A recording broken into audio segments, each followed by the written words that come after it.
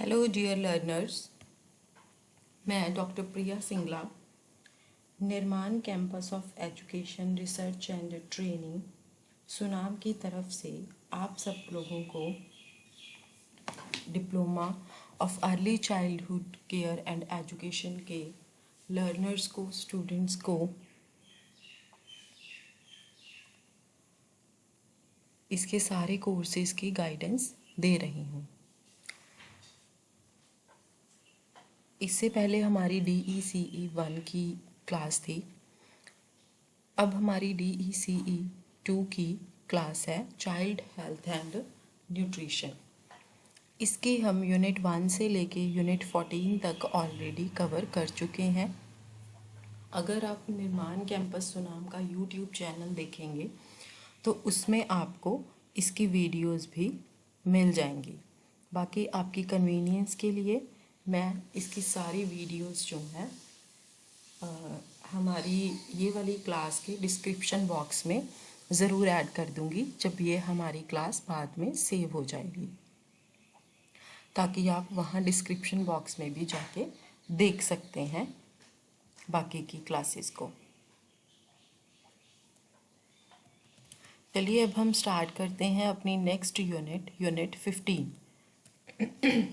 जो कि आपका manual volume 2 block 5 nutrition related disorders in early childhood इसमें है। ये मैनुअल मैंने ऑनलाइन डाउनलोड किया है, तो आपके पास जो मैनुअल्स हैं उसमें पेज नंबर डिफ़र भी कर सकते हैं। यूनिट 15 है हमारे deficiency disease PEM and xerophthalmia. PEM means protein energy mall nutrition. इसी से हम स्टार्ट करते हैं।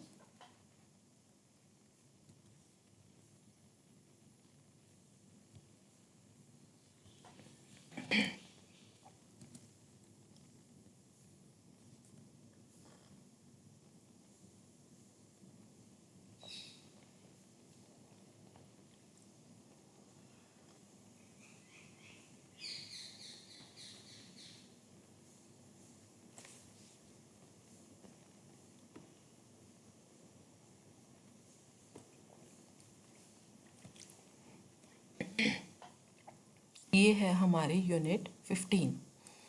इसमें हम प्रोटीन एनर्जी माल न्यूट्रिशन के बारे में पढ़ेंगे। उसकी नेचर क्या है, उसकी क्लिनिकल फीचर्स क्या हैं, कॉजेज़ क्या है, उसकी ट्रीटमेंट क्या है और प्रिवेंशन क्या है। ज़ीरोपैथेलमिया के बारे में पढ़ेंगे।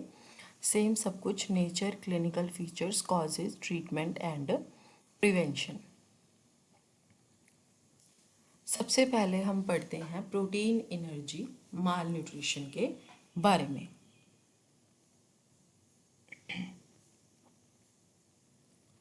जो प्रोटीन एनर्जी माल न्यूट्रिशन है, मेनली वो यंग बच्चे जो होते हैं, मतलब कि बर्थ से लेके 6 इयर्स तक के जो बच्चे होते हैं उनमें ज़्यादा प्रेवलेंट होती है। और अगर ये एडलेसेंट्स या अडल्ट्स में देखी जाती है या फिर लैक्टेटिंग वमेन में भी देखी जाती है, तो या फिर कई बार क्या होता है, कोई एमरजेंसीज होती हैं, है ना, कोई भी कालमिटीज़, फेमीन, जैसे अभी फ्लड्स आ रहे हैं आजकल जो चल रहा है, बारिश इतनी पड़ रही है, उस समय में ये अडल्ट्स और एडलेसेंट्स में और ज़्यादातर लैक्टेटिंग वमेन्स में भी स्टारवेशन मतलब कि भूखा मर जाना उसी तरह से ऑब्जर्व की जाती है। क्योंकि जब कोई इंसान भूखा मर जाएगा तो उसमें प्रोटीन और एनर्जी की कमी हो जाएगी, ठीक है, तो उसकी वजह से क्या है कि वो माल नरिश्ड हो जाएंगे। अब जो प्रोटीन एनर्जी माल न्यूट्रिशन है, इसके एक इंसान की हेल्थ के ऊपर बहुत ही ज़्यादा कॉन्सिक्वेंसेस होते हैं। मेनली बच्चों के ऊपर ज़्यादा होते हैं और कई बार इसमें डेथ होने के भी चांसेस हो सकते हैं। सबसे पहले हम ये देखेंगे कि प्रोटीन एनर्जी माल न्यूट्रिशन को हम डिफ़ाइन कैसे कर सकते हैं।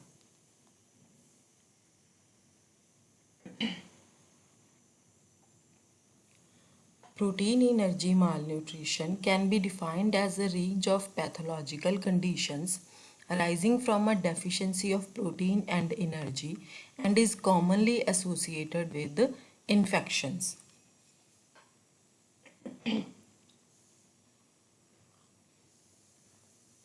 कहते कि जो प्रोटीन एनर्जी माल न्यूट्रिशन होता है उसको हम कैसे डिफाइन कर सकते हैं।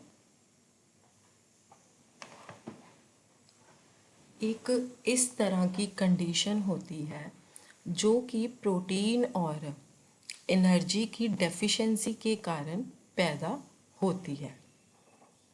प्रोटीन एनर्जी की कमी के कारण पैदा होने वाली रोग संबंधी पैथोलॉजिकल कंडीशन, पैथोलॉजिकल मतलब रोग संबंधी कंडीशन जो होती है, ठीक है, उसको हम बोलते हैं प्रोटीन एनर्जी मालन्यूट्रिशन। और इसके साथ साथ क्या है कि एक तो प्रोटीन और एनर्जी की डेफिशिएंसी से रोग संबंधी कंडीशंस पैदा हो जाती हैं और मेनली वो आगे जाके इन्फेक्शन से भी जुड़ जाती हैं।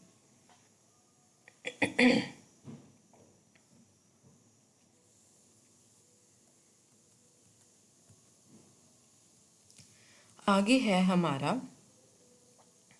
Clinical features. क्लिनिकल फीचर्स में क्या आता है, जो प्रोटीन एनर्जी माल न्यूट्रिशन है उसको हम दो पार्ट्स में डिवाइड करते हैं, दो फॉर्म्स में, मेरास्मस एंड क्वाशियोरकर। ये हम पहले भी पढ़ चुके हैं कि मेरास्मस क्या होता है और क्वाशियोरकर क्या होता है।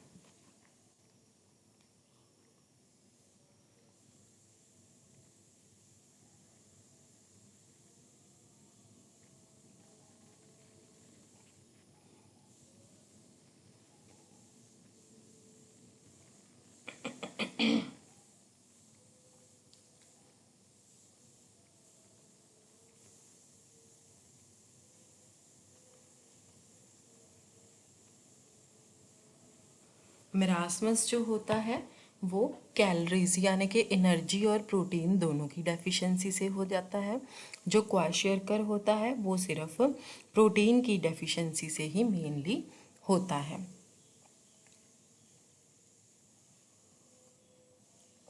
पर कहते हैं कई बार बच्चे ऐसे भी होते हैं कई जो मेरास्मस और क्वाशियोरकर दोनों के ही साइन शो करते हैं। ऐसे बच्चों को हम बोलते हैं कि ये मेरास्मिक क्वाशियोरकर से सफ़र कर रहे हैं। ठीक है, उसके बाद क्या है, कहते कि उसके बाद और भी बहुत सारे बच्चे ऐसे हैं जिनकी हाइट और वेट जो होती है वो अपनी एज के सेम बच्चों के साथ, जो कि हेल्दी बच्चे हैं, उनसे काफ़ी ज़्यादा कम होती है। जो ऐसे बच्चे होते हैं वो ज़्यादातर क्वाशियोरकर या मेरास्मस के कई बार सिम्टम्स भी शो नहीं करते हैं। ठीक है, इसलिए हम उनको सब क्लिनिकल फॉर्म्स में की कैटेगरी में डाल देते हैं। अब ये सब क्लिनिकल फॉर्म क्या है प्रोटीन एनर्जी माल न्यूट्रिशन की।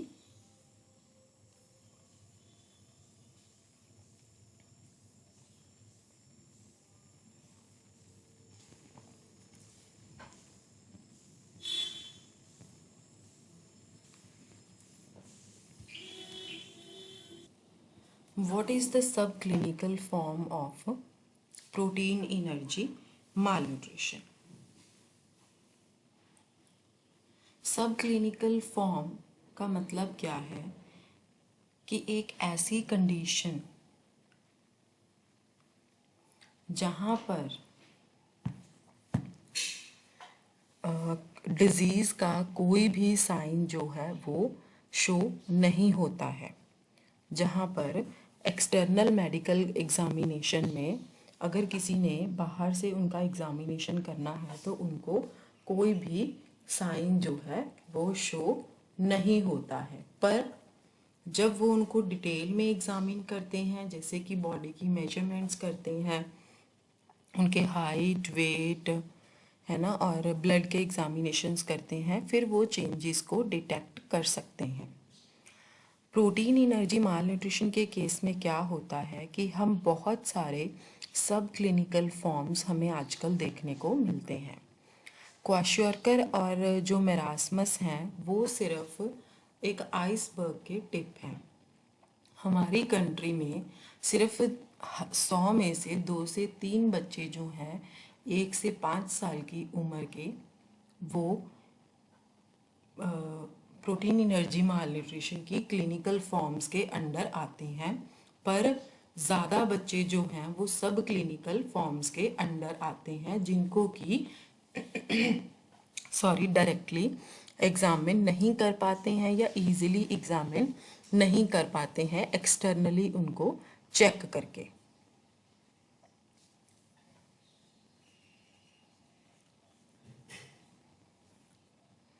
फिर उनको इंटरनली सारे प्रॉपर तरीके से चेक करना पड़ता है। अब मान लीजिए कोई क्वाशियोरकर या मेरास्मस के केसेस आइडेंटिफाई होते हैं, ठीक है, तो आम तौर पर 10 से 15 जो हैं सब क्लिनिकल केसेस जो हैं वो देखने को मिलते हैं।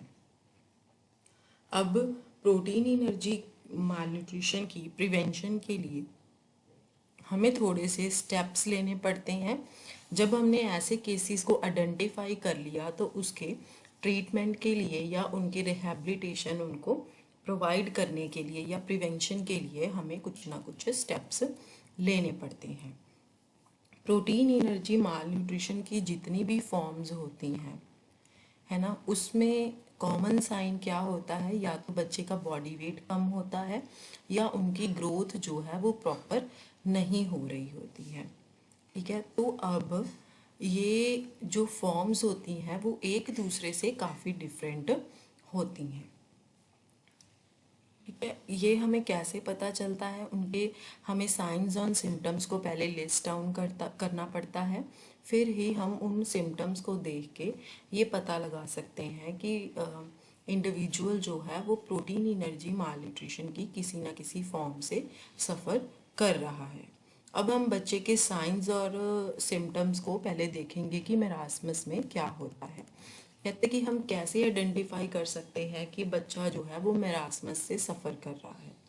मेरास्मस एक इस तरह की कंडीशन है जो कि बच्चे की उम्र के अकॉर्डिंगली उसका वेट, बॉडी वेट जो होता है वो बहुत ही कम होता है।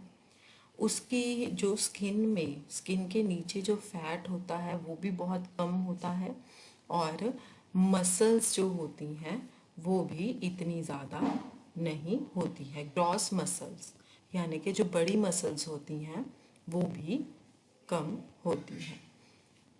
इन्फेंट्स और जो बहुत ही छोटे बच्चे होते हैं उनमें ये फ्रिक्वेंटली देखने को मिलता है। मेरास्मस आमतौर पर तब होता है जब बहुत ही ज़्यादा सीवियर अंडर न्यूट्रिशन हो किसी बच्चे में, मतलब जो उनकी डाइट है उसमें प्रोटीन्स और कैलोरीज की बहुत ही कम मात्रा उनको दी जा रही है और बिल्कुल ही इनएडिक्वेट अमाउंट में दी जा रही है। अब थोड़े से क्लिनिकल फीचर्स क्या हैं मेरास्मस के। सबसे पहले है मसल वेस्टिंग। मेरास्मस का ये सबसे इम्पॉर्टेंट साइन है कि बच्चों की स्किन के अंडर या तो बहुत ही थोड़ा फैट होता है या बिल्कुल भी फैट नहीं होता है। उसकी वजह से उनकी मसल्स की बहुत ज़्यादा वेस्टिंग हो जाती है। वेस्टिंग टर्म हम किसके लिए यूज़ करते हैं, बॉडी की थिननेस के लिए, है ना। इसमें क्या है, जो रिब्स हैं आपकी वो बहुत ही ज़्यादा दिखने लग जाती हैं, क्योंकि आपकी बॉडी में से, बच्चे की बॉडी में से फैट जो है वो कम हो जाता है और स्किन जो है उसमें बहुत सारे फोल्ड्स दिखने लग जाते हैं। स्पेशली जो आपके बुटॉक्स होते हैं, है ना, जो आपके थाइज वगैरह होते हैं, इन चीज़ों पे जिन बच्चों को मेरास्मस होती है उनको, मतलब उनकी स्किन्स और बोन्स कैसी होती हैं उनको इन्होंने फिगर 15.1 में दिखाया है। ये रही फिगर 15.1। ये देखिए बच्चा बिल्कुल ही पतला दिखना शुरू हो जाता है उसमें अगर एनर्जी और प्रोटीन की कमी हो जाती है। उसके बाद है हमारा फेलियर टू थ्राइव।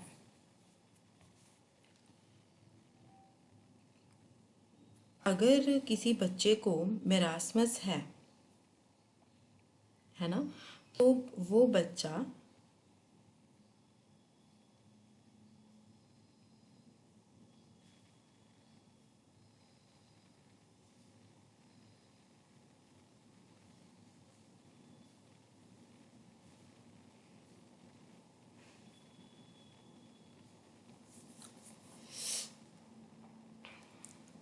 अगर किसी बच्चे को मेरास्मस होता है तो वो बच्चा अच्छी तरह से फलता फूलता भी नहीं है। उसका मतलब शरीर है वो फूलता नहीं है, उस चीज़ में वो बिल्कुल फेल हो जाता है। जब कोई बच्चा मेरास्मस से सफ़र कर रहा है तो वो बच्चा बहुत ही इरिटेट हो जाता है और फ्रेटफुल यानी कि चिड़चिड़ा रहने लग जाता है। इनफैक्ट ये जो बच्चे होते हैं कई बार वो बहुत ज़्यादा वीक हो जाते हैं कि बच्चा जब रोता है तो उसके रोने की आवाज़ भी जो है वो बहुत कमज़ोर हो जाती है और बिल्कुल भी सुनाई नहीं देती है। नेक्स्ट है हमारा ग्रोथ फेलियर। कहते कि ये सबसे इम्पॉर्टेंट विशेषता है इस डिज़ीज़ की कि जब किसी बच्चे को मेरास्मस है तो उसकी ग्रोथ जो है वो नहीं हो पाती है। बच्चा कभी कभी जो जैसे उसकी उम्र के कोई नॉर्मल बच्चे हैं उनके वेट से 50% लेस तक वेट होता है। जैसे फॉर एग्ज़ाम्पल 5 साल के बच्चे का हम मान लें कि 15 किलो या 17 किलो वेट है नॉर्मल बच्चे का, तो 15 का 50% जो है वो ही उसका वेट होता है सेम एज में। जैसे कि एक अभी मैंने इन्होंने 10 किलो की एग्ज़ाम्पल दी है 1 साल के बच्चे की, मैंने आपको 4 साल के बच्चे की एग्ज़ाम्पल दी। ये वाले क्लिनिकल फीचर्स के अलावा और भी बहुत सारे क्लिनिकल फीचर्स हैं, जैसे कि बिल्कुल पानी की तरह लूज़ मोशंस लग जाती हैं, है ना। बहुत ज़्यादा डिहाइड्रेशन हो जाती है बॉडी में, फ्लूइड्स बिल्कुल ही ख़त्म होने शुरू हो जाते हैं बच्चे में। इसके साथ साथ और भी कई तरह की डेफिशिएंसीज हो जाती हैं, जैसे कि विटामिन ए डेफिशिएंसी भी हो जाती है, जो ज़ीरोपैथेलमिया है ना इसमें, उसमें हम ये चीज़ पढ़ेंगे। इसके बाद है कि आप कैसे आइडेंटिफाई करेंगे कि बच्चा क्वाशियोरकर से सफ़र कर रहा है। कहते कि क्वाशियोरकर एक ऐसी कंडीशन है जिसमें बच्चे की जो टिश्यूज़ होते हैं, टिश्यूज़ के बीच में जो मतलब उनके अंदर जो स्पेस होती है उसमें बहुत ज़्यादा मात्रा में फ्लूइड भरना शुरू हो जाता है, तो बच्चा जो है उसको उडीमा हो जाता है और एज के अकॉर्डिंगली उसका बॉडी वेट जो है वो बहुत ही कम होता है। ये जो क्वाशियोरकर है ये मेनली 1 से 3 साल के बच्चों में देखने को मिलता है। ये जो कंडीशन होती है वो आमतौर पर इन्फेक्शन के बाद,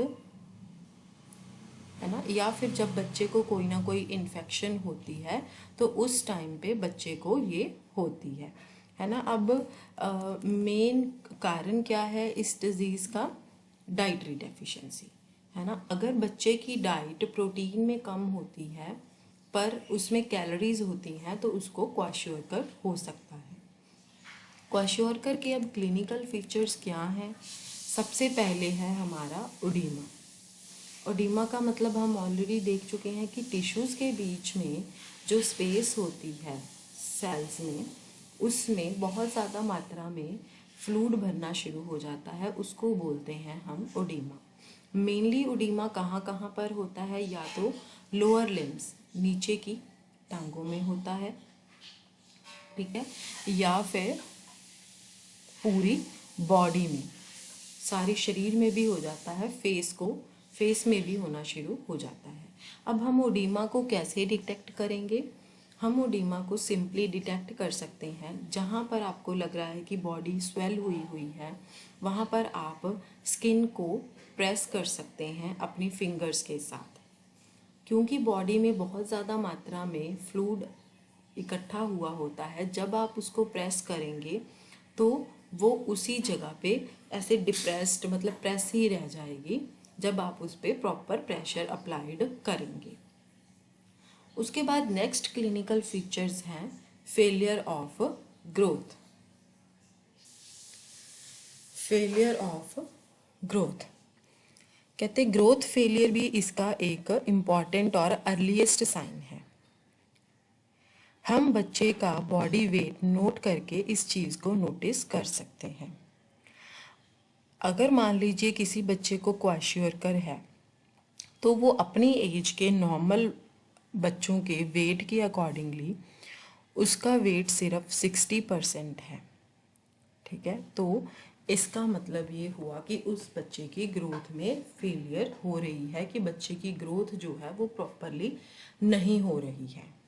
अब यहाँ पर एक एग्जांपल दी है, कहते कि एक 3 साल का जो नॉर्मल बच्चा है उसका वेट 13.5 किलो है।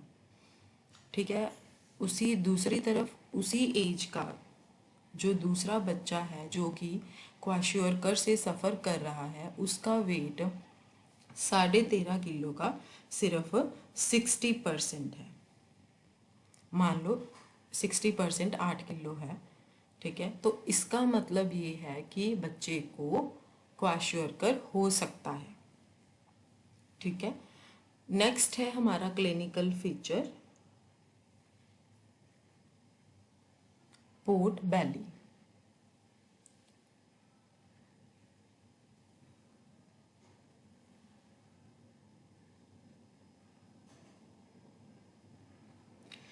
जब किसी बच्चे का पेट बाहर निकला हुआ होता है वो मेनली उसके लीवर की एनलार्जमेंट की वजह से होता है।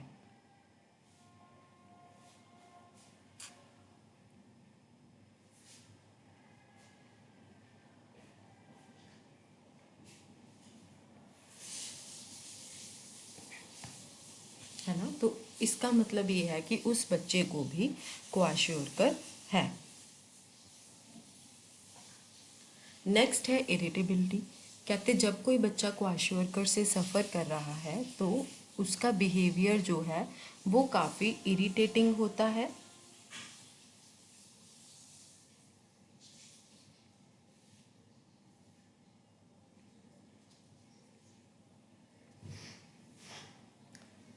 और उस बच्चे का अपने आसपास अपनी सराउंडिंग में कोई भी इंटरेस्ट नहीं होता है।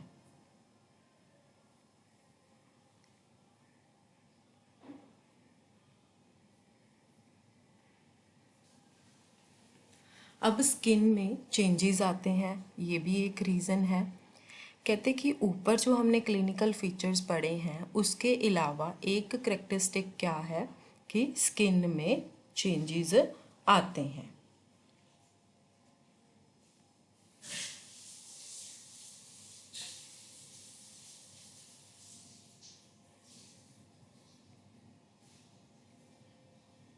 स्किन जो है वो बहुत मोटी लगने लग जाती है। ठीक है, कई बार ऐसे ही लगने लग जाती है जैसे कि उसको वार्निश किया हो।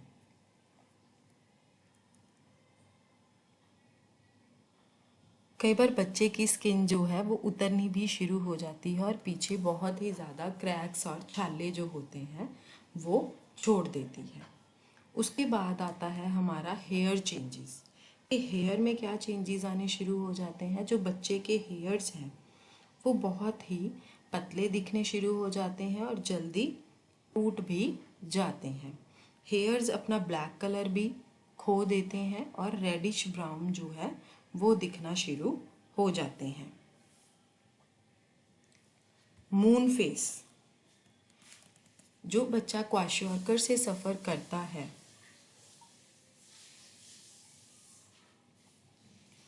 उसका फेस जो है वो उसकी चीक्स जो हैं वो काफ़ी पफ़ी पफ़ी लगने लग जाती हैं। है ना, तो ये जो साइन है वो नॉर्मली उसको हम मून फेस बोलते हैं। ये जो फिगर दिखाई गई है क्वाशियोरकर, इसमें ओडीमा दिखाया गया है, बच्चे का मून फेस दिखाया गया है और स्किन पर चेंजेस भी दिखाए गए हैं। नेक्स्ट क्लिनिकल फीचर है इसका एसोसिएटेड डेफिशिएंसीज। कहते हैं कि जो बच्चा है वो और भी कई तरह के डेफिशिएंसी साइंस को दिखाने लग जाता है, जैसे कि vitamin A and B complex deficiencies भी दिखाता है। इनके साइंस और सिम्टम्स हम आगे पढ़ेंगे डिटेल में। नेक्स्ट है हमारा एसोसिएटेड डिजीज़। पर आपको जब एग्ज़ाम में ये चीज़ आती है ना कि आप इनके क्लिनिकल फीचर्स लिखो, तब आपने वहाँ पर ये नहीं लिखना कि हम नेक्स्ट यूनिट में पढ़ेंगे। आपने वहाँ पर यही लिखना है कि विटामिन ए के ये सिम्टम्स हैं और विटामिन बी के ये सिम्टम्स हैं जो कि मेरास्मस और क्वाशियोरकर वाले बच्चों में भी देखने को मिलते हैं। आपने वहाँ पर सिम्टम्स के नाम लिखने हैं। एसोसिएटेड डिजीज़, जो बच्चे क्वाशियोरकर से सफ़र करते हैं उनको कई बार हॉस्पिटल भी लेके जाना पड़ सकता है ड्यू टू, क्योंकि बहुत ज़्यादा लूज़ मोशंस आते हैं बार बार उनको, या बहुत ज़्यादा खांसी आती है उनको। कई बार बच्चों को मीज़ल्स भी हो जाते हैं, है ना। उसकी वजह से क्या है, स्किन पे रैशेस और फीवर भी हो जाता है। इसके बाद हमारा आगे है principal features of protein energy mall nutrition. देखिए इसमें आपको ना डिफरेंस भी समझ में आ जाएगा। जो इन्होंने ये टेबल बनाया है, बहुत ही अच्छा टेबल बनाया हुआ है। Principal features of protein energy mall nutrition. अब इसके फीचर्स क्या हैं, जैसे कि एसेंशियल फीचर्स क्या हैं। मेरास्मस में बहुत ज़्यादा ही मसल वेस्टनिंग जो है वो दिखने लग जाती है, मतलब जो रिब्स हैं वो बहुत ही ज़्यादा दिखने लग जाती हैं स्किन में से, ठीक है। और क्या है, जो स्किन के नीचे फैट होता है वो बहुत ही ज़्यादा कम हो जाता है ना। बॉडी का वेट जो है वो बहुत कम होने लग जाता है उनकी एज के हिसाब से, जिसको हम बोलते हैं कि बच्चे की ग्रोथ रिटार्ड हो गई, मतलब कि ग्रोथ कम हो गई है बच्चे की। अब क्वाशियोरकर के फीचर्स क्या हैं, एक तो बॉडी में पानी भरना शुरू हो जाता है, ठीक है, सेम बॉडी वेट कम हो जाता है और मेंटल चेंजेस भी देखने को मिलते हैं। इसके बाद है हमारा वेरिएबल फीचर्स। डायरिया कभी कभी मेरास्मस वाले बच्चों में देखने को मिलता है।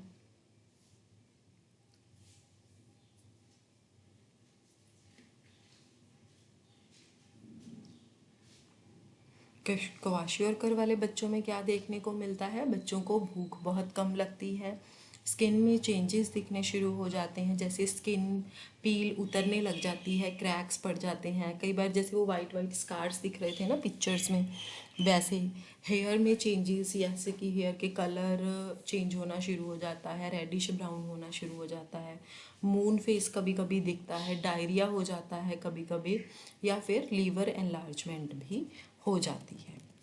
ये बहुत ही इम्पॉर्टेंट है प्रिंसिपल फीचर्स जो आपके इसमें बताए गए हैं। ये तो था कि अब हमने ये पढ़ लिया, मेरास्मस भी अलग से पढ़ लिया और क्वाशियोरकर भी। कई बार बच्चों में मेरास्मिक क्वाशियोरकर दोनों चीज़ें होती हैं, है ना। तो इंडिया में ज़्यादातर जो बहुत ही पुअर फैमिलीज़ होती हैं उसमें मेरास्मस और क्वाशियोरकर का मिक्सचर पेशेंट्स देखने को मिलते हैं।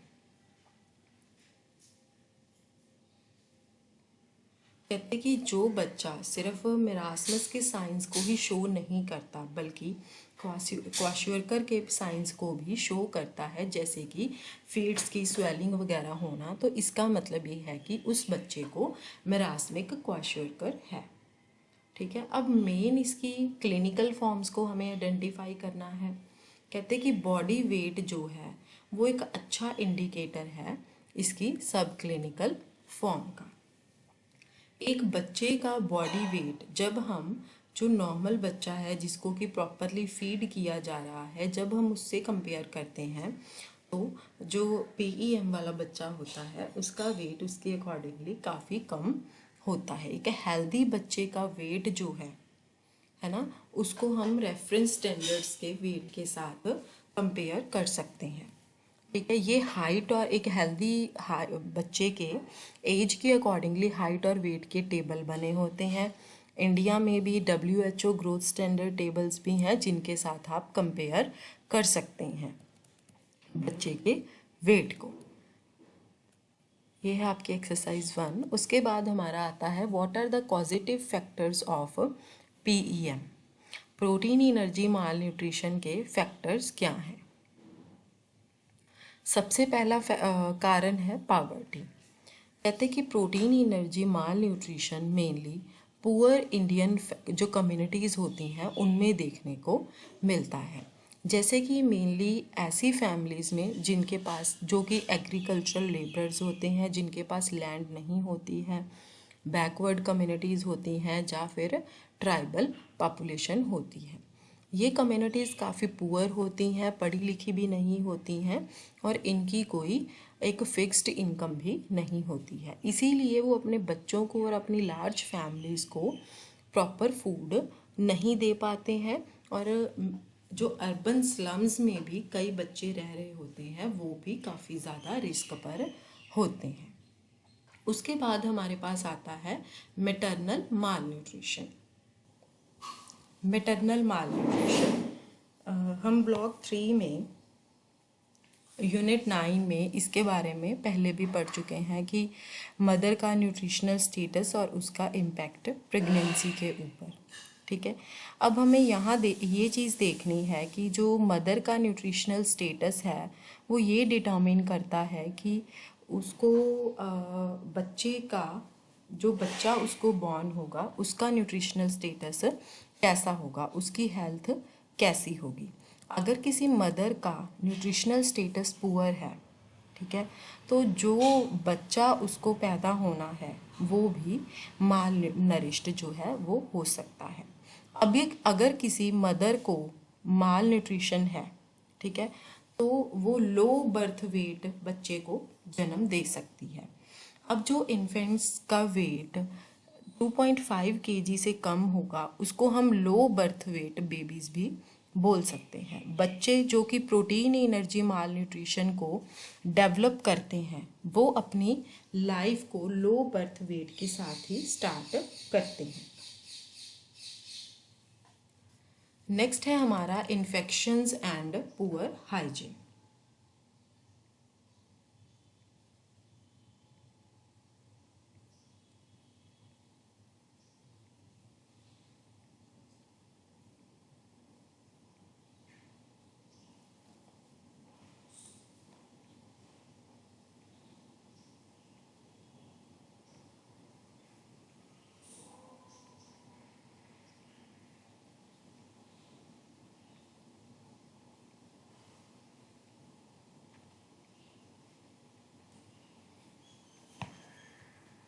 आमतौर पर क्या होता है कि जो क्वाशियोरकर के बच्चे हैं उनको डायरिया के अटैक्स आते रहते हैं, मतलब कि लगातार उनको लूज मोशंस होती रहती हैं, या फिर मीजल्स के अटैक्स भी आते रहते हैं।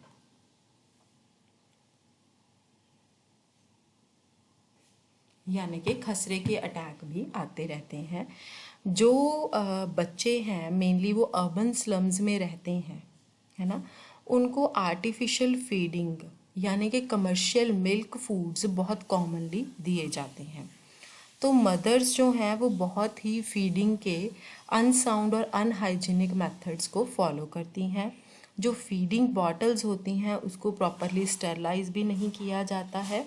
उनके ऊपर कई बार, जैसे जो फीडिंग बॉटल्स होती हैं उनके निपल्स होते हैं उसके ऊपर मक्खियाँ बैठती रहती हैं, तो इससे क्या है बच्चे को बहुत ज़्यादा डायरिया हो जाता है और बच्चा मैरास्मक हो जाता है। जो गुड हाइजीन की इम्पोर्टेंस है ना, वो अगर उसको हम फॉलो नहीं करेंगे या नहीं समझेंगे तो वो इल हेल्थ और माल नरिशमेंट में कन्वर्ट होती है। इसके बाद है इग्नोरेंस। जो प्रोटीन एनर्जी माल न्यूट्रिशन की दोनों फॉर्म्स हैं वो किसकी वजह से जनरेट होती हैं, या तो कि मदर के पार्ट पे इग्नोरेंस होती है किसी ना किसी चीज़ की, तो ही बच्चा जो है माल नरिश्ड हो जाता है। हमने माल न्यूट्रिशन और इन्फेक्शन का हमारे यूनिट 2 में पहले पढ़ा है कि कैसे होती है। अब एक मदर उसकी इग्नोरेंस की वजह से जब वो बच्चे को कॉम्प्लीमेंट्री फूड्स को इंट्रोड्यूस करने में डिले कर देती है, इवन 1 साल तक भी बच्चे को कॉम्प्लीमेंट्री फूड्स जो दे देने चाहिए वो नहीं देती है, तो सीरियस कॉन्सिक्वेंसेस जो हैं वो जनरेट होते हैं। क्योंकि सिर्फ माँ का दूध ही काफ़ी नहीं होता है बच्चे के लिए। माँ का दूध सिर्फ 6 महीने तक आप बच्चे को दे सकते हैं, उसके बाद आपको ब्रेस्ट मिल्क के साथ साथ बच्चे को कॉम्प्लीमेंट्री फूड्स भी देने पड़ सकते हैं। इसके साथ क्या है कि जब बच्चा इन्फेक्शन से सफ़र करता है, जैसे कि डायरिया, मीज़ल्स या कॉमन फीवर्स हो गए, ठीक है, तो मदर जो है वो बच्चे की डाइट को रिस्ट्रिक्ट कर देती हैं। ये जो प्रैक्टिस होती है ये कोई ज़्यादा अच्छी प्रैक्टिस नहीं होती है, क्योंकि जो डाइटरी रिस्ट्रिक्शंस होती हैं उसकी वजह से बच्चों में माल नरिशमेंट हो जाती है, जिसको कि प्रॉपरली फीड नहीं किया जाता है। इसके बाद हमारा आता है रॉन्ग चाइल्ड फीडिंग प्रैक्टिसेस। अभी हमने ये पढ़ा कि अगर बच्चे को मदर मिल्क के साथ साथ कॉम्प्लीमेंट्री फूड्स नहीं दिए जाते या थोड़े लेट दिए जाते हैं, ठीक है, तो उसकी वजह से बच्चा मैरास्मिक हो सकता है। पर इसके साथ साथ बच्चे को तकरीबन वही डाइट आमतौर पर दी जाती है जो कि घर में एक अडल्ट खाता है, वही कभी कभी सेम मील पैटर्न ही फॉलो किया जाता है। अब हमारी टिपिकल इंडियन डाइट किसके बेस्ड ऊपर बनती है? सीरियल्स के ऊपर, ठीक है। ये छोटे बच्चों के लिए थोड़ी ज़्यादा बल्कि हो जाती है, इसीलिए बच्चे को एक टाइम पे थोड़ी मात्रा फूड की जो है वो देनी चाहिए, ठीक है। अगर हम उसको डाइट में एक टाइम पे ही ज़्यादा खिला देंगे तो बच्चा जो है वो बहुत ही ऐसे फील करेगा कि मेरा पेट बिल्कुल भरा हुआ है। इसीलिए बच्चे की जो न्यूट्रिशनल नीड्स होती हैं वो कंप्लीट नहीं हो पाती हैं। ट्रेडिशनली क्या है, जो एक इंडियन बच्चा होता है उसको दिन में 3 बार फीड किया जाता है। पर अगर आपने देखा होगा, हमने पहले भी ये बात डिस्कस की है कि बच्चे को हमें एक दिन में कम से कम 5 से 6 मील देने चाहिए, जो कि बच्चे की डेली की न्यूट्रिएंट नीड्स को पूरा करते हों। जब कोई बच्चा उसको प्रॉपरली फूड नहीं मिलता है तो उसको प्रॉपरली एनर्जी और प्रोटीन भी नहीं मिल पाता है, तो उसकी वजह से बच्चे में प्रोटीन एनर्जी माल न्यूट्रिशन हो जाता है। What is the treatment for PEM? Protein energy mall nutrition का अब ट्रीटमेंट क्या है?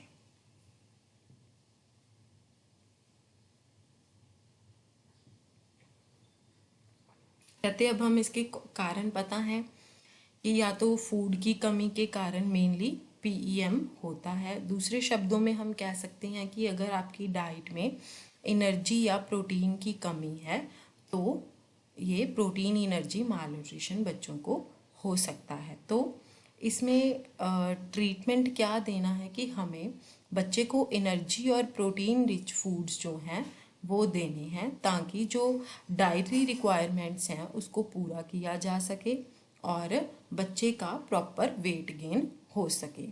ये जो ट्रीटमेंट है ये इसको हम बच्चे को घर पर ही दे सकते हैं, प्रॉपर एनर्जी और प्रोटीन रिच फूड्स को सेलेक्ट करके। पर अगर बच्चा बहुत ही ज़्यादा स्वीयर मात्रा में उसको माल नरिशमेंट है तो उसको हॉस्पिटल में भी एडमिट करना पड़ सकता है। पर अगर साथ में उसको और कोई इन्फेक्शंस हैं, जैसे कि कोई पेट की इन्फेक्शन है या रेस्पिरेटरी इन्फेक्शन है, तब हमें उसको हॉस्पिटल में एडमिट करना ही पड़ता है।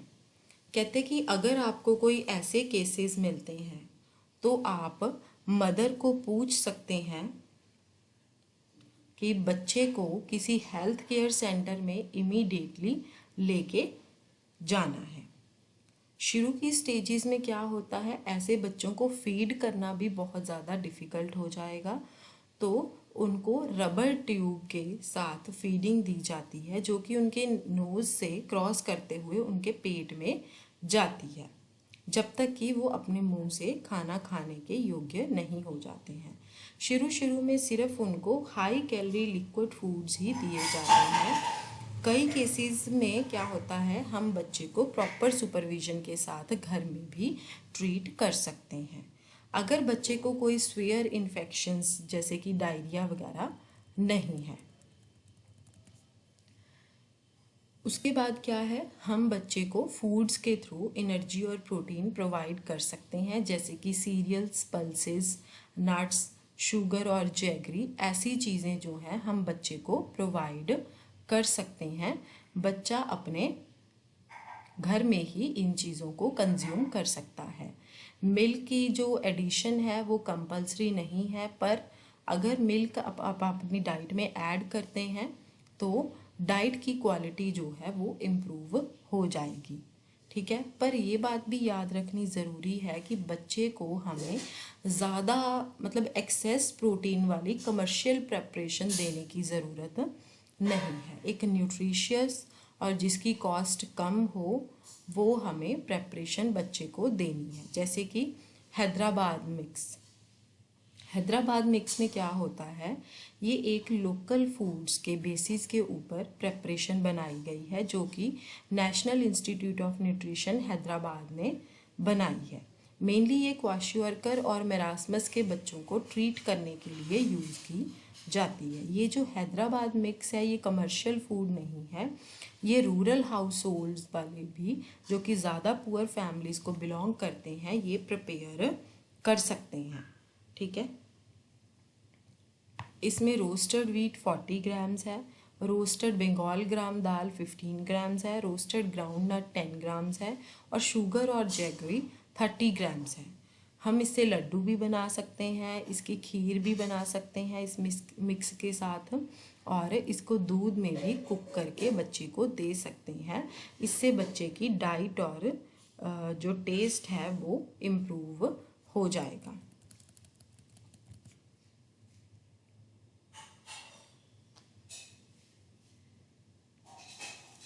कहते कि 4 से 6 हफ्ते के बीच में जो क्वाशियोरकर वाला बच्चा होता है वो अपने इस डाइटरी ट्रीटमेंट के थ्रू थोड़ा रिकवर करना शुरू कर देता है।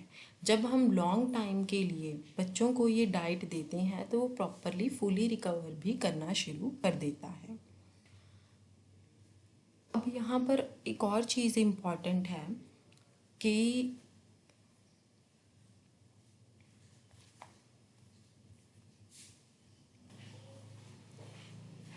पहले वीक के दौरान बच्चे को दूध पिलाने के लिए समझाने बुझाने और मनाने की ज़रूरत होती है। इसके बाद क्या है, जब बच्चे की भूख रिकवर कर जाती है एक बार तो फीडिंग करना बच्चे को और भी ज़्यादा इजी हो जाता है। जब 6 से 24 महीने का बच्चा जो होता है उसको सॉलिड फूड को निगलने में थोड़ी प्रॉब्लम आती है तो हम उसके लिए हैदराबाद मिक्स से एक पतला सा ग्रूअल बना सकते हैं। जैसे कि ½ teaspoon ARF germinated wheat flour powder add कर सकते हैं, है ना।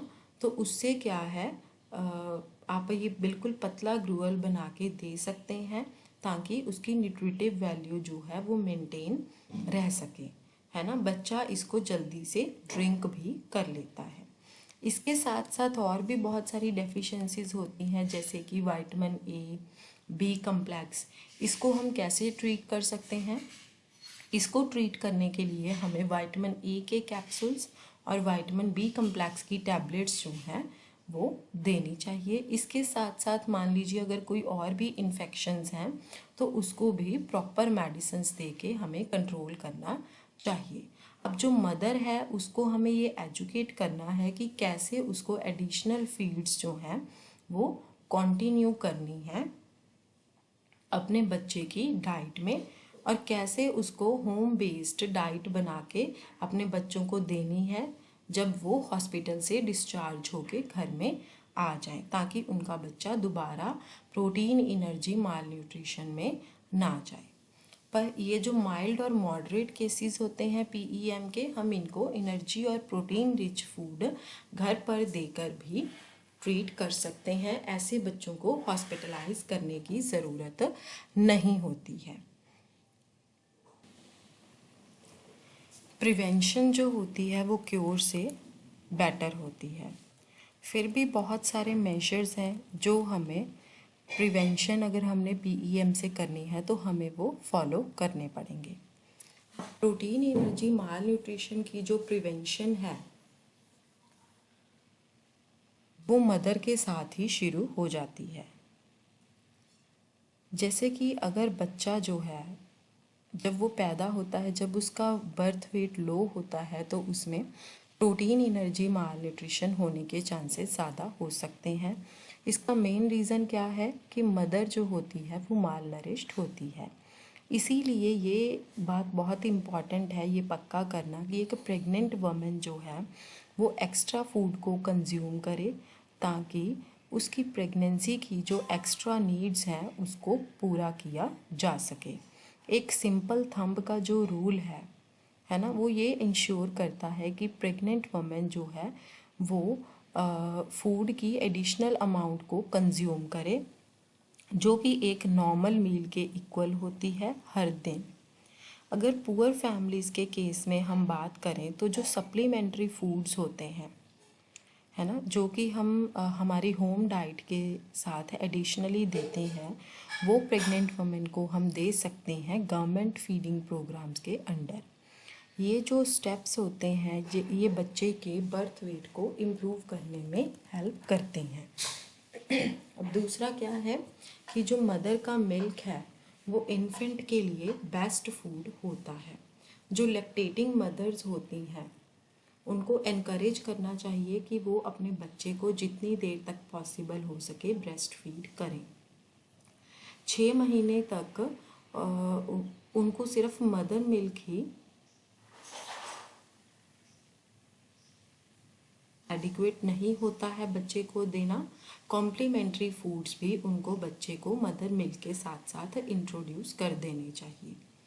इसमें सीरियल पल्स और नट मिक्स जो होते हैं वो होते हैं और इसको मदर घर पर भी बना सकती है। बच्चे को दिन में 5 से 6 बार फीड करना चाहिए, जिसमें हम ऑलरेडी देख चुके हैं कि हमारी इंडियन डाइट्स जो होती हैं मेनली वो सीरियल बेस्ड होती है और थोड़ी सी बल्की भी होती हैं। इसीलिए जो बच्चा है वो एक टाइम पर ज़्यादा खाना नहीं खा सकता।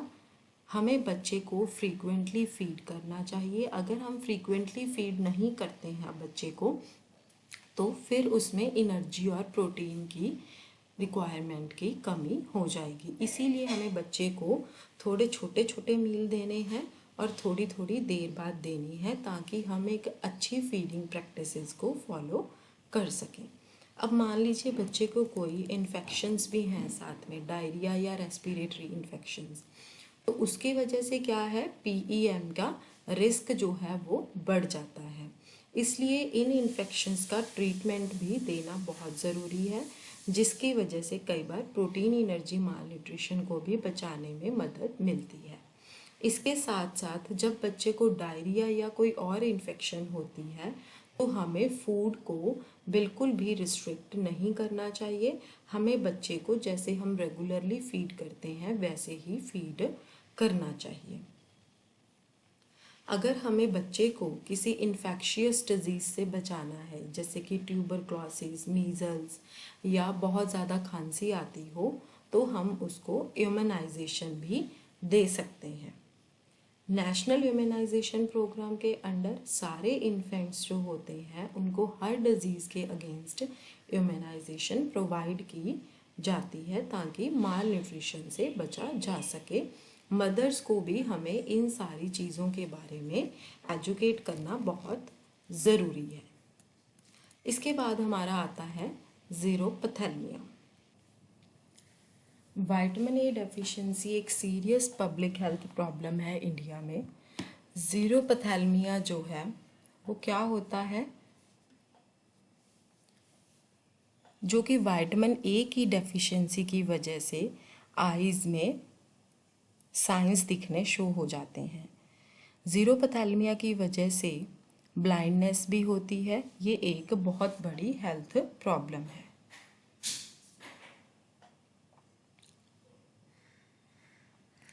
कहते कि जो विटामिन ए डेफिशिएंसी है जबकि वो हर तरह की उम्र में बहुत ज़्यादा कॉमन होती है, जो प्री स्कूल चाइल्ड है वो इस डिसऑर्डर का एक बहुत बड़े विक्टिम्स होते हैं और बहुत ही ज़्यादा फ्रीक्वेंट विक्टिम्स होते हैं। इसकी वजह से ये एक पब्लिक हेल्थ प्रॉब्लम इंडिया में बन गई है। अब इसके क्लिनिकल फीचर्स क्या हैं ज़ीरोपथैल्मिया के? इसके साइंस और सिम्टम्स जो हैं वो आइज़ में मेनली चेंजेस देखने को मिलती हैं।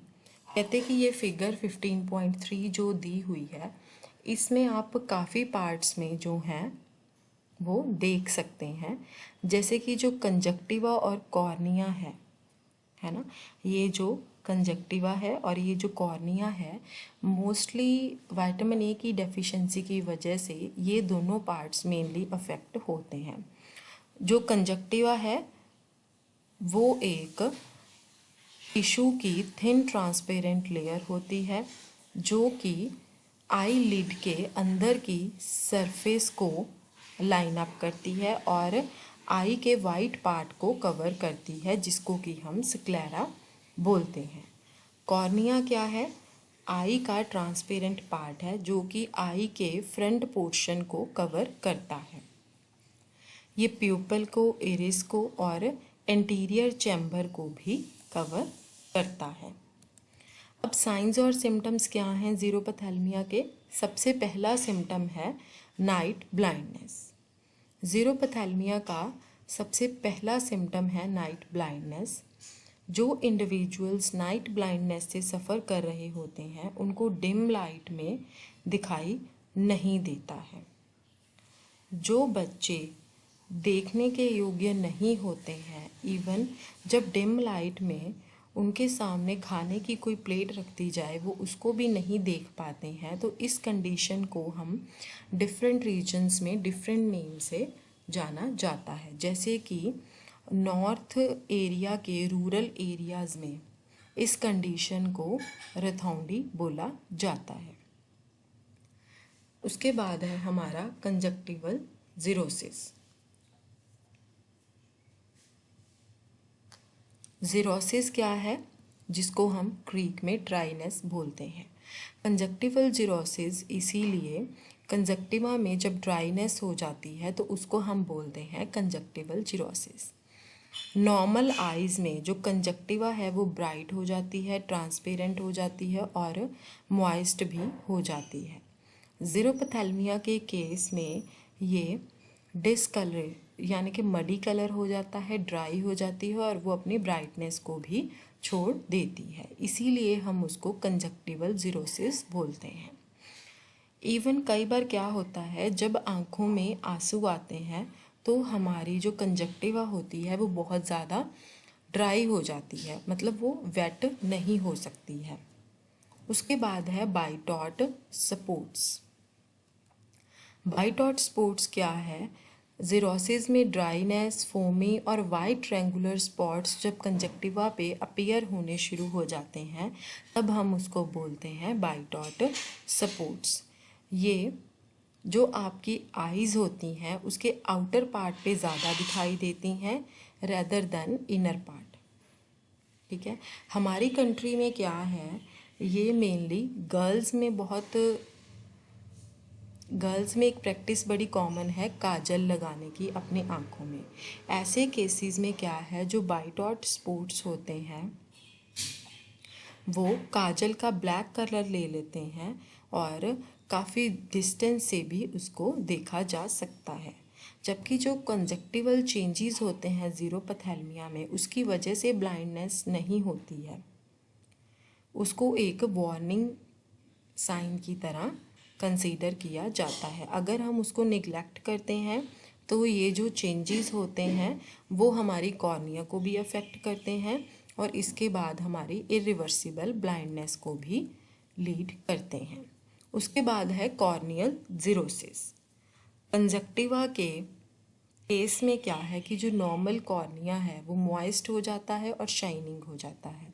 जब विटामिन ए डेफिशिएंसी काफ़ी सीवियर हो जाती है और कॉर्निया ड्राई हो जाता है और डल हो जाता है तो वो एक ब्रोकन ग्लास की तरह दिखाई देने लग जाता है। इस कंडीशन को हम कॉर्नियल ज़ीरोसिस बोलते हैं। ये कंडीशन को हम एमरजेंसी में ट्रीट भी करना चाहिए हमें। अगर हम इसको ट्रीट इमीडिएटली विटामिन ए के साथ नहीं करते हैं तो बच्चे की कॉर्निया में अल्सर्स भी डेवलप हो सकते हैं। अब जो कॉर्नियल अल्सर्स हैं, जब हम उसको वाइट स्कार्स को छोड़ देते हैं तो वो ल्यूकोमा बन जाता है। जब वाइट स्कार्स आई के ब्लैक पार्ट में इंटरफेयर करने लग जाते हैं नॉर्मल विजन के साथ। उसके बाद है केराटोमलेशिया। ज़ीरोपथैल्मिया की ये बहुत ही डेंजरस फॉर्म है जिसको हम केराटोमलेशिया बोलते हैं। इस कंडीशन में क्या है, जो कॉर्निया होता है वो बहुत ही सॉफ्ट हो जाता है, रॉ होता है और ईजिली इन्फेक्शन भी इसमें हो जाती है। इसकी वजह से जो आई है वो बिल्कुल ही खराब हो जाती है। दूसरे शब्दों में हम बोल सकते हैं कि जो आई है वो डिस्ट्रॉय हो जाती है और मेल्ट भी हो जाती है। ऐसी कंडीशन जो होती है इसमें इरिवर्सिबल ब्लाइंडनेस होती रहती है। आम तौर पे ये जो कंडीशन होती है वो दोनों आँखों में देखने को मिलती है और 1 से 5 साल के बच्चों के बीच में बहुत कॉमन होती है। अब 95 से 96% बच्चे जिनको केराटोमलेशिया है उनको साथ में क्वाशियोर्कर और मेरास्मस भी हो सकता है। इसके साथ साथ जो इन्फेक्शन है वो भी ऐसे बच्चों में ज़्यादा देखने को मिलती है। 60 to 65% बच्चे कई बार उनकी डेथ भी हो जाती है। अब पॉजिटिव फैक्टर्स क्या हैं ज़ीरोपथैल्मिया के? ज़ीरोपथैल्मिया मेनली जो लो सोशो इकोनॉमिक ग्रुप की फैमिलीज़ होती हैं उनमें बहुत कॉमन होता है, जो कि रूरल एरियाज़ में रहते हैं या अर्बन स्लम्स में भी रहते हैं। इंडिया में ये डिज़ीज़ मेनली जो कम्युनिटी का पुअर सेक्शन होता है उसमें बहुत ज़्यादा कॉमन होती है। विटामिन ए डेफिशिएंसी जो होती है वो हर एज में कॉमन होती है, पर मोस्ट कॉमन और प्रीडोमिनेंटली न्यूट्रिशनल जो है वो लाइफ के तीसरे या चौथे साल में देखने को मिलती है। स्पेशली उन कंट्रीज़ में जहाँ पर ब्रेस्ट मिल्क काफ़ी लंबे टाइम के लिए दिया जाता है और कॉम्प्लीमेंट्री फीडिंग 6 मंथ पर नहीं स्टार्ट की जाती है। जितना बच्चा यंग होता है उतनी ही सीरियस मैनिफेस्टेशंस होती हैं और उतना ही मोर्टेलिटी रेट यानी कि डेथ रेट ज़्यादा होता है। कॉर्निया जो है वो 5 साल तक के उम्र के बच्चों में बहुत ही कम अफेक्ट करता है। इनफैक्ट जो कॉर्नियल ज़ीरोपथैल्मिया है वो 1 से 3 साल की उम्र के बीच में बच्चों को ज़्यादा अफेक्ट करता है। प्रेवलेंस भी उसकी ही ज़्यादा है ना। मेनली ये मेल्स में ज़्यादा देखने को मिलता है। अब मेन कॉज क्या है इस डिज़ीज़ के? सबसे पहले है मैटरनल मालन्यूट्रिशन, है ना। जैसे कि बहुत ज़्यादा पुअर और रूरल फैमिलीज़ होती हैं हमारे इंडिया में, जब ऐसी फैमिलीज़ के बच्चे पैदा होते हैं तो उसमें विटामिन ए उनके लीवर में बहुत कम स्टोर होता है, क्योंकि मदर्स अपनी प्रेगनेंसी के टाइम पे विटामिन ए रिच डाइट बहुत कम लेती हैं। अब जो वमेन प्रेगनेंसी के ड्यूरिंग बहुत ज़्यादा कम मात्रा में विटामिन ए कंज्यूम करना कंटिन्यू कर देती हैं, है ना, चाहे पावर्टी के कारण लगा लीजिए, चाहे इग्नोरेंस के कारण लगा लीजिए, उसके कारण जो बच्चे ऐसी वमेंस को पैदा होते हैं उनमें उनकी बॉडी में भी विटामिन ए जो होता है बहुत कम मात्रा में रिजर्व होता है। विटामिन ए क्या है? वो फैट सॉल्युबल विटामिन है और बॉडी में काफ़ी लंबे टाइम तक हम उसको स्टोर भी कर सकते हैं। Dietary inadequacy of vitamin A. Xerophthalmia का जो सबसे प्राइमरी कॉज है वो है विटामिन ए की डाइटरी इनएडिक्वेसी। विलेजेस में और अर्बन स्लम्स में जहाँ पर लो इनकम ग्रुप पे लोग रहते हैं, विटामिन ए की जो इनटेक है ना, वो आरडीए से उन लोगों में बहुत कम देखने को मिलती है। जैसे जितने लंबे टाइम के लिए बच्चे को ब्रेस्ट फीडिंग दी जाती है, विटामिन ए इन्फेंट्स में एडिक्वेट होता है, क्योंकि इन्फेंट्स जो हैं उनको ब्रेस्ट मिल्क के थ्रू विटामिन ए मिल रहा होता है। जब हम न्यू बॉर्न बेबी को क्लस्ट्रम फीड नहीं करवाते हैं, ठीक है, तो हमें उनको बाहरी सोर्सेज से विटामिन ए देना पड़ता है। जब एक बार बच्चा ब्रेस्ट मिल्क को छोड़ देता है तब हमें बच्चे को फैमिली डाइट पे हम लगा देते हैं। अगर वो फैमिली डाइट विटामिन ए में डेफिशिएंसी होती है तो जो यंग बच्चे हैं उनमें ज़्यादातर कई सिम्टम्स देखने को मिल सकते हैं। अब यंग बच्चा जो कि जिसको हम ग्रीन लीफी वेजिटेबल्स नहीं देते हैं, फॉल्टी असम्पशंस होती हैं कि बच्चों को ये लूज मोशंस लगा देंगे, है ना। एनिमल फूड सोर्सेज जैसे एग्स हैं वो फैमिलीज़ के लिए अनअफोर्डेबल होते हैं, या विटामिन ए की इनएडिक्वेट कंजम्पशन होती है, उसकी वजह से भी बच्चों में विटामिन ए डेफिशिएंसी के काफ़ी सिम्टम्स जो हैं वो डेवलप हो सकते हैं।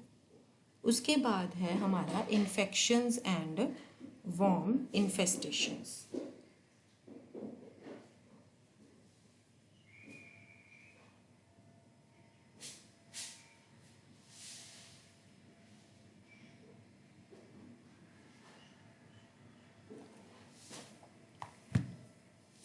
डायरिया और रेस्पिरेटरी इन्फेक्शंस या फिर वॉर्म इन्फेस्टेशंस जैसे कि राउंड वॉर्म्स, ये बहुत ही कॉमन होती हैं यंग बच्चों में। इसकी वजह से बच्चों में विटामिन ए की अब्जॉर्प्शन कम होने लग जाती है और उसकी डेफिशिएंसी बढ़ जाती है।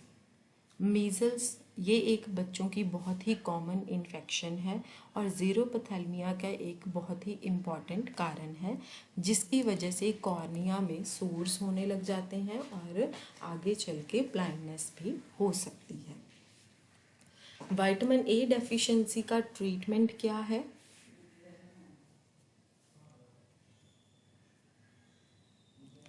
कहते कि जो बच्चे जिनमें विटामिन ए डेफिशिएंसी की कमी होती है, या नाइट ब्लाइंडनेस या कंजक्टिवल जीरोसिस या बाइडॉट स्पॉट्स होते हैं, इनके ट्रीटमेंट के लिए हम बच्चे को bye mouth oral vitamin A की डोज भी पिला सकते हैं। अगर हम ओरल डोज नहीं पिला सकते हैं तो कई बार हमें इंजेक्शंस के थ्रू भी बच्चों को विटामिन ए देना पड़ता है। कैसे प्रिवेंशन कर सकते हैं हम विटामिन ए डेफिशिएंसी से? सबसे पहले है कि विटामिन ए रिच फूड्स बच्चों को देने चाहिए। ज़ीरोपैथेलमिया मेनली क्यों होता है? क्योंकि हमारी डाइट में विटामिन ए की कमी होती है। इसीलिए जो बहुत ही रैशनल मेथड है विटामिन ए की डेफिशिएंसी से प्रिवेंट करने का, वो ये है कि हमें रेगुलरली बच्चों को vitamin A rich foods consume करने के लिए देने चाहिए, जिनकी कॉस्ट भी ज़्यादा ना हो, जैसे कि ग्रीन लीफी वेजिटेबल्स हो गए, येलो और ऑरेंज कलर के वेजिटेबल्स हो गए, फ्रूट्स हो गए येलो और ऑरेंज कलर के। ये सारे बीटा कैरोटीन के अच्छे सोर्सेज होते हैं। बीटा कैरोटीन क्या है? ये विटामिन ए का प्रिकर्सर है।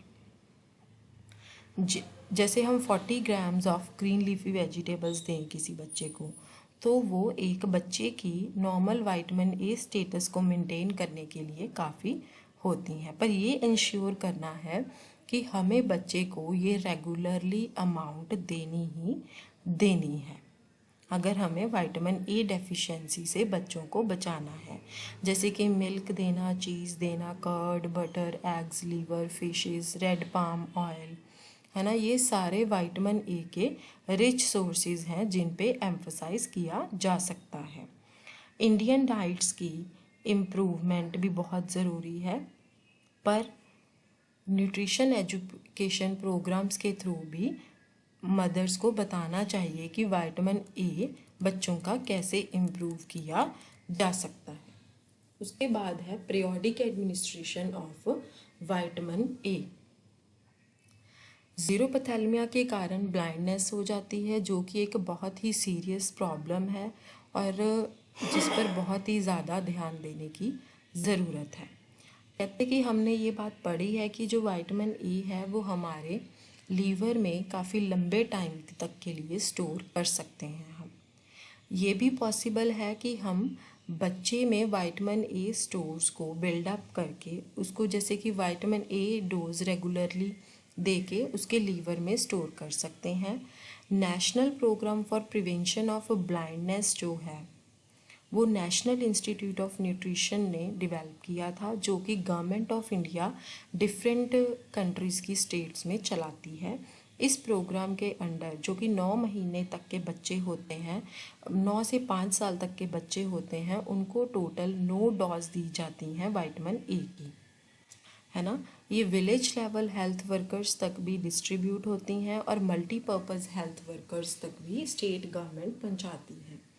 इस प्रोग्राम के अंडर अगर ये प्रॉपरली प्रोग्राम कैरी आउट किया जाए तो ब्लाइंडनेस के चांसेस बहुत कम हो सकते हैं ज़ीरोपैथेलमिया के कारण। न्यूट्रिशन एजुकेशन भी अगर हम दे पाएँ तो ये प्रोग्राम जो है वो सक्सेसफुल हो सकते हैं। अब इसमें आपकी एक्सरसाइजेज भी दी गई हैं, जैसे कि ये एक्सरसाइज 3 है, इसमें ब्लैंक्स दी गई हैं। इसमें छोटे छोटे पॉइंट्स जो हैं वो बहुत इंपॉर्टेंट होती हैं। ये ग्लॉसरी है। अब जो आपकी एक्सरसाइज है, एक्सरसाइज 1, 2, 3, जब आप उसको सॉल्व करेंगे तो उनके आंसर्स आप पीछे भी देख सकते हैं। इसके बाद हमारा नेक्स्ट है यूनिट 16, मेजर डेफिशिएंसी डिजीज़ेस। कौन कौन से हैं? Anaemia and iodine deficiency disorder. ये हम अपनी नेक्स्ट क्लास में कंटिन्यू करेंगे।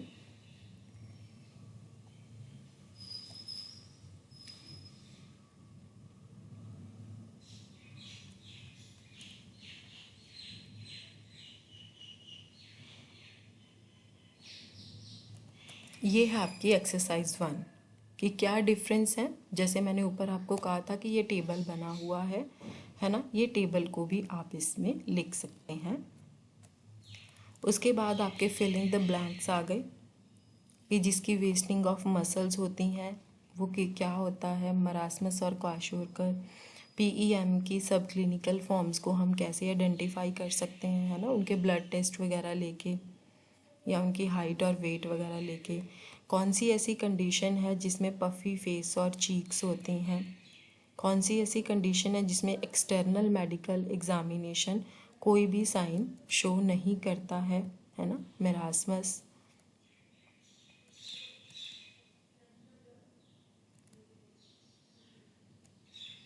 उसके बाद है ये आपकी एक्सरसाइज 2, कोई भी 3 मेजर्स आप बताइए जो कि आप पीईएम को विलेज कम्युनिटी में बचाने के लिए फॉलो करेंगे। मेन कॉजेज़ क्या हैं प्रोटीन एनर्जी माल न्यूट्रिशन के इन्फेंट्स में। ये जो हमने पीईएम और ज़ीरोपैथेलमिया पढ़ा है ये बहुत इम्पॉर्टेंट है।